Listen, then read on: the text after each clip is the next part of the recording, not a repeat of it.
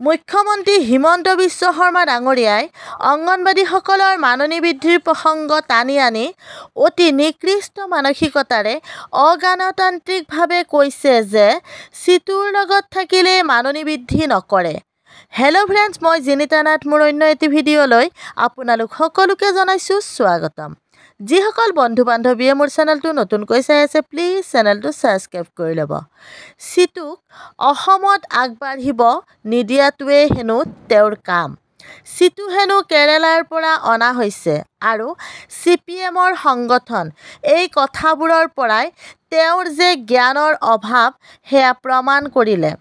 তেওঁ জনা ভাল যে চিটুৰ জন্ম কেৰালাত হোৱা নাই। ই এক সৰ্বভাৰতীয় শক্তিশালী শ্ৰমিক সংগঠন আৰু সদস্যৰ সংখ্যা হ'ল ৭০ লাখ।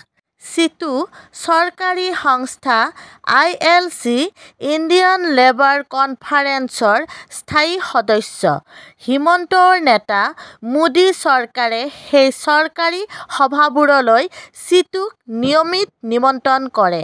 ভাৰত চৰকাৰৰ শ্ৰম বিভাগৰ দ্বাৰাই ভেৰিফিকেশ্যন কৰি চিটুক স্বীকৃতি দি আহিছে।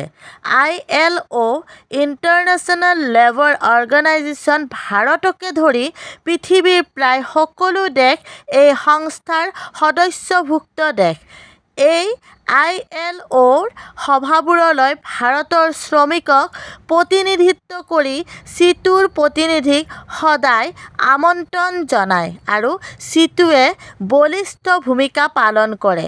ইয়াৰ উপৰিও চিটু পৃথিৱীৰ সৰ্ববৃহৎ শ্ৰমিক সংগঠন WFTU world federation of trade ইউনিয়নছৰ অন্তৰ্ভুক্ত আৰু চিটু অন্যতম সম্পাদক শ্ৰী স্বদেশ দেৱৰয় এই সংগঠনৰ উপ-সাধাৰণ সম্পাদক। ভাৰত চৰকাৰৰ provident fund trustee board PBT, national safety council আৰু ESIC আদি গুৰুত্বপূৰ্ণ বিভাগৰ নিয়মিত সভাবোৰত চিটুৱে ভাৰতৰ শ্ৰমিকক প্ৰতিনিধিত্ব কৰি আহিছে। ভাৰতবৰ্ষৰ বিভিন্ন ৰাজহুৱা খণ্ড, ব্যক্তিগত খণ্ড, চৰকাৰী খণ্ড আদিৰ কৰ্তৃপক্ষত আনকি বিজেপি শাসিত ৰাজ্যৰ মুখ্যমন্ত্ৰীয়ে চিটুৰ লগত কথা পাতে আৰু অংগনবাড়ীসকলৰ মাননি বৃদ্ধি কৰিছে। হিমন্তই দিয়া মাননিতকৈ অন্য মুখ্যমন্ত্ৰীসকলে দুগুণতকৈ অধিক মাননি দি আছে। মুখ্যমন্ত্ৰীয়ে চিটুৰ লগত কথা নাপাতো বুলি কৈ দেশত আইনীভাৱে দিয়া অধিকাৰ আৰু সংবিধানত শপত লৈ মুখ্যমন্ত্ৰী হৈ সংবিধান বিৰোধী কথা কৈছে। চিটু এটা ভাৰতীয় আইনমতে পঞ্জীয়ন কৰা ট্ৰেড ইউনিয়ন। অংগনবাড়ীসকলক ASU, যুৱ সংগঠন আদিৰ ওচৰলৈ যাবলৈ পৰামৰ্শ দিয়াৰ আগতে তেওঁলোকৰ RSSৰ সংগঠনত BMSে কিয় বিভিন্ন ৰাজ্যত অংগনবাড়ী সংগঠন কৰি আছে তাৰ উত্তৰ দিয়ক। গণতান্ত্ৰিক দেশত মুখ্যমন্ত্ৰীৰ এনেবোৰ কথাই শোভা নাপায়।